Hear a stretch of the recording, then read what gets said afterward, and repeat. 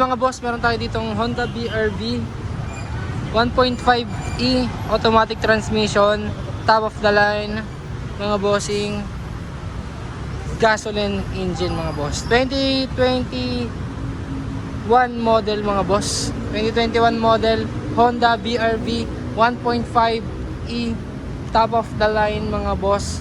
I VTEC mga boss. Ayan. Paikot ko lang siya mga bossing sa inyo.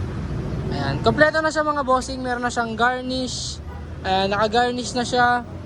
Pati yung sa hawakan niya mga boss, naka-all garnish na siya. Pati yung dito niya. Ayan.